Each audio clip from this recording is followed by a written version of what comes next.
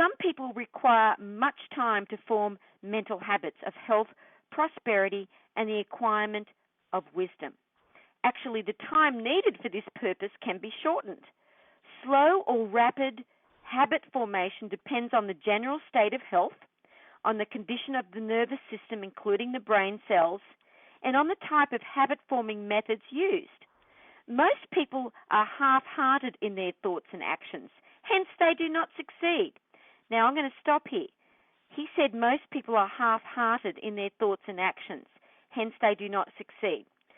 Now, what he means there is what we've been talking about this whole month is when you do an action, you are fully 100% attentive and focused in the continuous moments on that action. You're not doing a million things at once. You're focused one thing at a time. You might think you're doing a lot of things at once, but you actually can only think one thought at a time, even though they come by rapidly, bam, bam, bam. But if you're focusing on just making a cup of tea, putting your shoes on, brushing your teeth in that moment, you are actually in a state of meditation. Because when we're in the now, we are one with God, and that's what meditation's all about. So I just wanted to reiterate that sentence, because it's a powerful sentence, that one sentence. Most people are half-hearted in their thoughts and actions, hence they do not succeed, because we are not in the moment. Anyway, I'll continue. A mental habit, in order to materialize, must be strong and persistent. For instance, the prosperity or health habit must be cultivated by prosperity or health thoughts until results are apparent. An unfailingly wholesome, courageous mental attitude is absolutely necessary to the attainment of one's needs and wants. Failure to prosper and to be healthy and happy is due unquestionably to weak mental habits of prosperity and health. While an inattentive, scatterbrained idiot requires a long time for the formation of even a simple habit, an intelligent, purposeful individual can easily form a good mental habit in a trice by the mere wish. Therefore, if you have a mental, physical, or spiritual habit that impedes your progress, rid yourself of it now. Do not put it off. Affirm, I am healthy, or I am wise, or I am rich. The positive affirmation must be so strong that it completely crowds out any subconscious, discouraging, negative enemy thoughts that may be whispering to you, you fool, you will never succeed, you're a failure, wisdom is impossible for you. You must know that whatever you wish strongly, you can materialize. In practicing affirmations, the spiritual aspirant must be unfailingly patient. Believe you are inherently healthy when you want good health. Believe you are inherently prosperous when you want prosperity. Believe you are inherently wise when you want wisdom. Then health, prosperity, and wisdom will manifest themselves in you eventually if you never give up. Change the trend of your thoughts. Cast out all negative mental habits. Replace them with wholesome, courageous thought habits and apply them in daily life with unshakable confidence. Now, Yogananda was one who sang a lot. And if you look in Indian, Eastern philosophies, and particularly Hindu, there's a lot of singing. Now, can you see how powerful musician is? It's singing. You're listening to the singing. You're listening to, you're having a whole brain experience. The reason affirmations are so challenging is because the subconscious, when you're just saying them, has an opportunity, like Yogananda just said, to break that thought and bring in another thought of just the opposite of what you desire. That is what happened to me in hospital.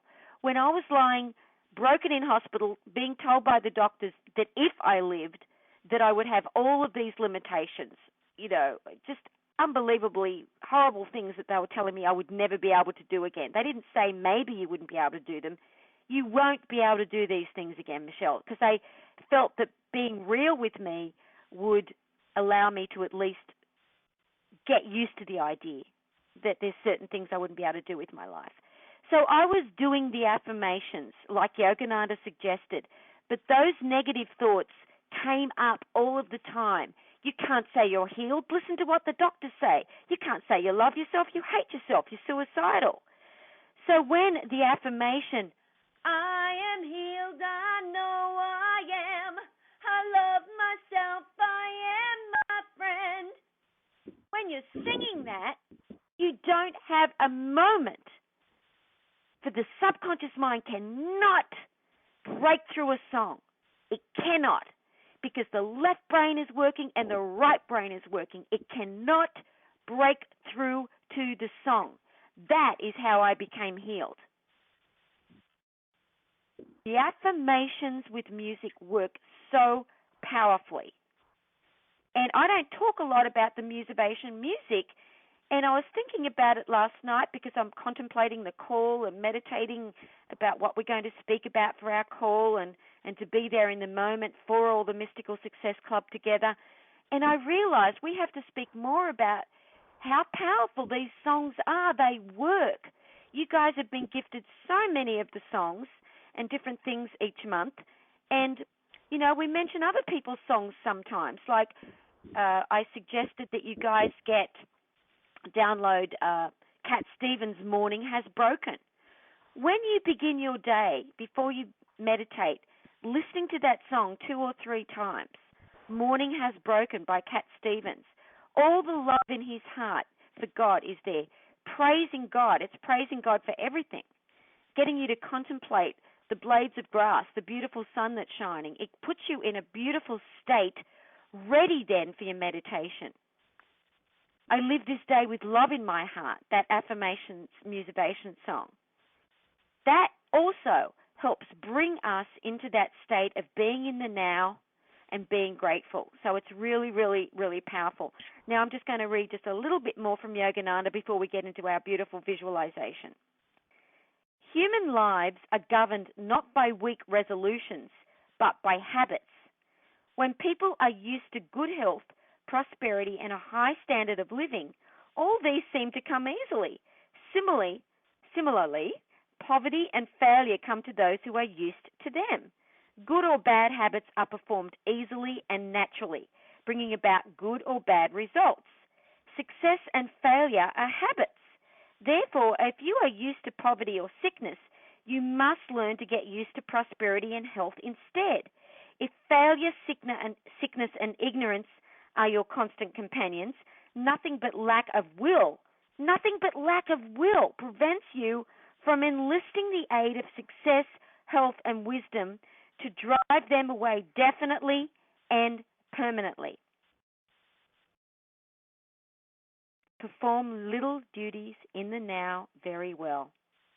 Isn't that amazing? I just thought that was perfect because of our topic for March from Yogananda, from Paramahansa Yogananda. Again, I highly recommend you guys get this book. It's The Wisdom of Yogananda, Volume 4, How to Be a Success. Paramahansa Yogananda. So are you guys ready for our visualization now? Yes. Are we ready? Woo! Okay. Get yourself into a comfortable position.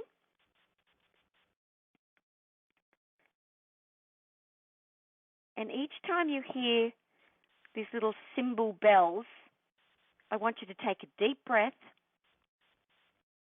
and just be still. Feel your heart expanding each time you hear these cymbals.